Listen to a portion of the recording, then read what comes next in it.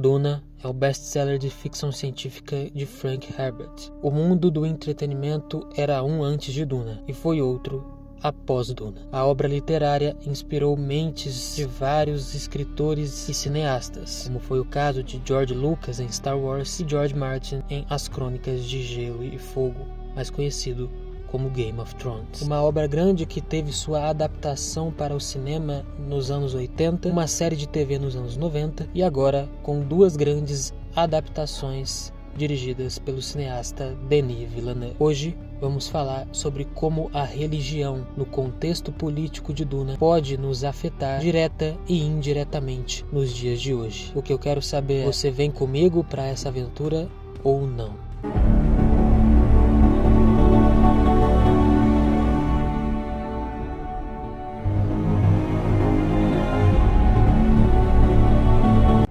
Duna se passa em um futuro distante em meio a um amplo império feudal intergaláctico, onde feudos planetários são controlados por casas nobres que devem lealdade à Casa Imperial Corrino. A história gira em torno do jovem Paul Atreides, herdeiro do Duque Leto Atreides I e membro da Casa Atreides. Por ordem do Império, a Casa Atreides é forçada a deixar seu planeta natal Caladan para assumir o controle do planeta Arrakis, a única fonte da especiaria Melange no universo. Função essa que pertencia à maior rival da Casa Atreides, os Harkonnen. Além de administrarem o enorme deserto, teriam que lidar com questões políticas entre os Fremen, nativos do deserto que dominavam os gigantescos vermes.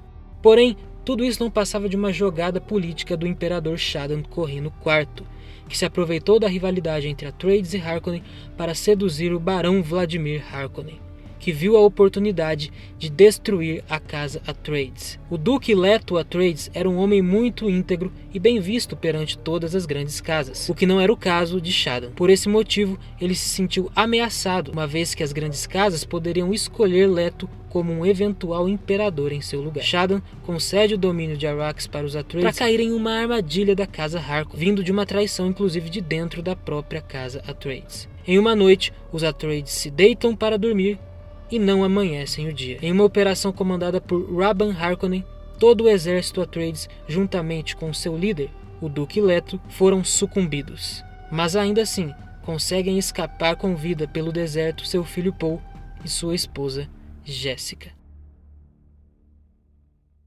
Não tem como falar dos aspectos religiosos de Duna sem contextualizar Lady Jessica Atreides. Jessica foi criada desde o nascimento pela Bene Gesserit. Bene Gesserit era uma poderosa e antiga ordem formada apenas por mulheres cujas ações e objetivos foram essenciais na evolução da humanidade ao longo dos milênios. Seu objetivo principal era gerar um Kwisatz Haderach. Kwisatz Haderach era um antigo termo utilizado pelas Bene Gesserit, originado do Chakobza, podia ser traduzido como encurtamento do caminho. Outra origem possível para o termo vem do hebraico Kfitzat Haderach, que traduz da seguinte forma: salto de Kitsaft, o caminho ou a estrada, Haderach. Ou seja, o termo hebraico poderia ser traduzido como um grande salto ou grande avanço em vários campos, como tecnologia ou ciência. Jessica foi criada para gerar o Kwisatz Haderach e, consequentemente por isso, recebeu a mais intensa e avançada educação e treinamento Bene Gesserit. O plano era simples: um Harkonnen e um Atreides gerarem uma criança, no caso Jessica e Leto Atreides. Sim, porque em Duna Parte 2 vemos que Jessica é filha do barão Vladimir Harkonnen. Voltando ao plano, a ideia era cruzá-la com o herdeiro da casa Atreides, Leto I, para produzir uma filha que então procriaria com Feyd-Rautha Harkonnen, sobrinho do barão, a fim de produzir o Kwisatz Haderach, aquele que não apenas possui as memórias genéticas de todos os ancestrais masculinos e femininos, mas também vê o futuro. A educação Bene Gesserit de Jessica foi consideravelmente mais intensa e avançada do que a de suas colegas. Acontece que o plano melou, porque Jessica, além de ter se apaixonado por Leto, deu à luz a um menino, no caso, o Paul. Tendo contextualizado Lady Jessica, vamos continuar essa história. Paul e Jessica são acolhidos pelos Fremen no deserto. Como havia dito anteriormente, os Fremen são um povo nativo de Arrakis. A sobrevivência sempre fez parte da cultura Fremen. O ambiente de Arrakis exigiu o uso excessivo de energia e recursos, bem como o racionamento de água, que era muito escassa no planeta. Além disso, eles tinham um histórico de perseguição cultural, o que exigia que eles dominassem técnicas de combate. Essa necessidade de habilidade no combate fez com que os Fremen se tornassem guerreiros muito habilidosos. Essa habilidade, somada ao ambiente hostil de Arrakis, foi muito útil para afastar invasores de outros planetas que contavam com a tecnologia superior e um treinamento formal. Os Fremen viviam em pequenas aldeias no deserto, chamadas de Sayat, que era governado por um Naib. Os Sayats ficavam localizados nas diversas formações rochosas no planeta Arrakis. Coletivamente, todos os Fremen faziam parte da Ishwal Bedouin. A água desempenhava um papel muito importante na cultura Fremen. Na verdade, a água-vida era até mesmo sagrada para eles. A escassez de água era tanta que, para evitar o desperdício de água, os Fremen usavam trajes com sistemas completos de filtragem chamados tragestiladores, que filtravam a umidade do corpo. Com um tragestilador Fremen em bom estado, o usuário perdia apenas cerca de 1 dedal de água por dia, ou 1 ml. Segundo a regra Fremen, a água de um Fremen pertencia à tribo. Dessa forma, quando um Fremen morria, seu corpo era jogado na água. No caso de um combate até a morte de 2 Fremen, a água do perdedor deveria ser entregue ao vencedor, para que ele pudesse se reabastecer. No quesito religião, os Fremen eram profundamente espirituais, a ponto de serem supersticiosos. Ao longo do tempo, sua fé zen-sunita foi adaptada para o ambiente desértico de Arrakis, adotando o verme da areia como uma manifestação física de Deus. Isso, somado aos recursos naturais escassos de Arrakis, fez com que a especiaria se tornasse parte da sua dieta e cultura. Tá, mas o que é essa tal especiaria que tanto é falada em Duna? Vamos lá. O nome dela é Melange, a especiaria das especiarias, comumente chamada de especiaria. Ela era um narcótico produzido naturalmente que formou um bloco fundamental de comércio e desenvolvimento tecnológico no universo, que ficou conhecido por milhares e milhares de anos. A especiaria, célebre principalmente por suas características geriátricas, causa dependência moderada quando ingerida em pequenas quantidades, e dependência grave quando sorvida em quantidades superiores a 2 gramas diários a cada 70 kg de peso corporal. Quando a Casa Atreides chegou a Arrakis, o Melange era o único recurso capaz de destruir o Império. Consequentemente, Arrakis deixou de ser um mundo distante, pobre e sem importância para se tornar um feudo muito valorizado. E o gerenciamento das operações de coleta de especiaria era um trabalho de prestígio, porém era difícil. A coleta de especiaria era prejudicada tanto pelos agressivos e territoriais vermes da areia, quanto pelas táticas de guerrilha dos Fremen, que se ressentiam muito da presença de estrangeiros, especialmente agentes imperiais que iam lá e colhiam a própria especiaria para si próprios. Assim como outras religiões, a crença Fremen possuía também suas profecias. Alguns grupos se aproveitaram dessas crenças para promover seus próprios fins, como foi o caso das Bene Gesserit, por exemplo. A mais conhecida e a mais citada nos filmes, e a que vamos discutir agora, é a profecia do Lisan al-Gaib, traduzido como a voz do mundo exterior. Lisan al-Gaib é supostamente um estranho dos Fremen que está programado para se tornar um salvador dos habitantes de Arrakis. Para os Fremen, o Lisan al-Gaib também é conhecido como Mahdi, traduzido como aquele que nos levará ao paraíso. Como acontece em diversas franquias de ficção científica, Lisan al-Gaib é simplesmente a versão de uma profecia do escolhido, como se fosse um Luke Skywalker, como a gente vê também em As Crônicas de Nárnia, entre outras franquias, embora com algumas notáveis diferenças. Lisan al-Gaib também pode ser traduzido como doador de água, explicando também uma das razões por trás de sua natureza messiânica para os Fremen que vivem no deserto. A profecia de Lisan al-Gaib em Duna Parte 2 é uma lenda espalhada pelas Bene Gesserit para aumentar sua influência sobre Arrakis, para que pudessem instalar um dos seus como líder dos Fremen. Ser líder dos Fremen significa ter o controle da Melange, que é o recurso mais valioso do universo. Quando Jessica e Poe se juntam aos Fremen, alguns dos nativos começam a acreditar que ele pode ser de fato o dono desse posto, o Messias. Mas por que Poe? Poe é filho de uma Bene Gesserit de outro planeta. Jessica passa grande parte da vida de Paul preparando ele porque acredita que ele tem potencial para ser o Kwisatz Haderach. Somente um filho com uma mãe Bene Gesserit poderia lidar com as memórias de seus ancestrais masculinos e femininos. E a Bene Gesserit passou anos tentando produzi-lo através do cruzamento de linhagens genéticas variadas e aleatórias. É lógico que eles tornariam o fato de ele ser descendente da religião parte da lenda. Lisan al-Gaib significa, como foi dito anteriormente, voz do mundo exterior. E, portanto, quando Paul chega a Arrakis vindo de Caladan, um planeta distante, como filho de uma Bene Gesserit, ele é imediatamente aclamado como o Messias. Claro que esse foi apenas o primeiro sinal que Paul poderia ser Lisan al-Gaib. Quando Stilgar, um dos mestres ali da tribo Fremen, encontrou ele pela primeira vez em Duna, ele permaneceu cético. Mas em Duna 2 é que Stilgar é tomado pelo fanatismo e começa a procurar igual um louco os sinais do Messias dentro do Paul. A primeira interação deles apenas sugere a esperança desesperada de salvação que Stilgar e alguns Fremen abrigavam. Guarde essa informação.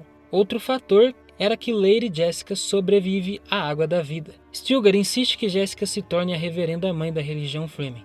E para fazer isso, ela deve beber a água da vida e obter informações sobre o passado e o futuro de seus ancestrais. Ele sabe que está escrito que a mãe de Lisan al-Gaib se tornará a reverenda madre e engolirá o veneno. Embora ele a pressione para cumprir a profecia, ele ainda não tem certeza se ela vai sobreviver, até que a profecia seja de fato cumprida. Stilgar é uma figura interessante porque ele está ciente que a crença e a profecia raramente são suficientes e que o destino muitas vezes exige um empurrãozinho para se tornar realidade. Será? O fato é que nenhum homem pode sobreviver bebendo a água da vida, e apenas uma mulher com treinamento Bene Gesserit e resistência ao veneno teria capacidade física de processar a água mortal dos vermes da areia. Paul tenta explicar isso a Stilgar e aos Fremen, mas é tarde demais. A negação de Paul apenas atiça as chamas de sua reputação. Depois disso, Lady Jessica parte em uma jornada espiritual em Duna 2, mas não vai apoiar os Fremen. Vai ser em conjunto com as esperanças de Stilgar de tornar Paul o Mahdi e depois o Imperador do Universo. Paul cavalga o Shai-Hulud. Shai-Hulud era o nome que os Fremen davam para os vermes. E aqui em Duna Parte 2, a cena que o Paul monta o verme é simplesmente sensacional, espetacular a atmosfera criada pelo Denis Villeneuve para mostrar essa cena pra gente, simplesmente surreal. Quando Paul monta o verme, os Fremen gritam e comemoram, e Stilgar lidera o canto para chamar Paul Lisan al-Gaib. Depois de ficarem fascinados pelas habilidades de Paul e pelo cumprimento de outra parte da profecia, os outros Fremen não podem deixar de participar, exceto Chani. Mais uma vez, apenas Chani vê os perigos de reconhecer um estranho como um falso Messias. No entanto, até esse ponto, o Paul cuidadosamente se insinuou com os Fremen apenas, lutando ao lado deles, o que o suavizou com a ideia dele ser Lisan al-Gaib. As lágrimas da primavera do deserto de Chani trazendo Paul de volta à vida. Conforme predito pela profecia, Paul pode beber a água da vida em Duna 2, ao contrário de outros homens, por causa da posição como um potencial Kwisatz Haderach e também pelos seus treinamentos nos costumes Bene Gesserit. Chani é veemente contra a profecia de Lisan al-Gaib e tenta dissuadir Paul de sucumbir à atração do poder e usar os Fremen para os seus próprios fins. Quando Paul bebe a água da vida, ele entra em coma próxima à morte, e Chani fica perturbada quando encontra ele daquele jeito, culpando Jessica por seu destino. No entanto, Jessica tem planos muito maiores do que Chani imagina. Embora Chani se recuse a ajudá-la, Jessica usa um feitiço da voz para fazer Chani reviver Paul com suas lágrimas misturadas com a água da vida. Um dos nomes Fremen de Chani significa Primavera do Deserto, e parte da profecia é que Lisan al-Gaib será trazida de volta com lágrimas da Primavera do Deserto. Stilgar e os outros Fremen testemunham isso e vão à loucura. Nesse ponto, a posição de Paul como Messias está praticamente consolidada de maneira unânime. Está claro para Chani que Jessica planejou esse momento para que o maior número de pessoas testemunhasse a ressurreição de Paul. Um povo desesperado por salvação. Um contexto vivido também pelo povo de Israel na chegada de Jesus como homem neste mundo. Na Bíblia, a profecia do Messias também é antiga, desde os tempos de Isaías. Isaías 9, versículo 1, descreve a região norte do reino setentrional de Israel, que era a primeira área a ser atacada quando nações como a Assíria vinham do norte. Isaías profetizou que essa área, conhecida como Galileia, nem sempre seria tão problemática. Isaías prometeu que Deus enviaria luz e alegria por meio do nascimento de uma criança, que quebraria o jugo de sua carga, e seria chamada Maravilhoso Conselheiro, Deus Forte, Pai da Eternidade e Príncipe da Paz. Todos esses nomes se referem ao Messias, o Rei dos Reis. Essa profecia foi quase completamente cumprida quando Jesus passou a maior parte do seu ministério mortal nessa região da Galileia. A profecia continua a ser cumprida à medida que o governo de Jesus Cristo continua a expandir-se eternamente dentro dos corações das pessoas que o aceitam como seu rei e tornam-se merecedoras das bênçãos da vida eterna. Os pecados do seu povo. Mais de 700 anos antes de Jesus nascer, Isaías fornece detalhes de sua vida e morte.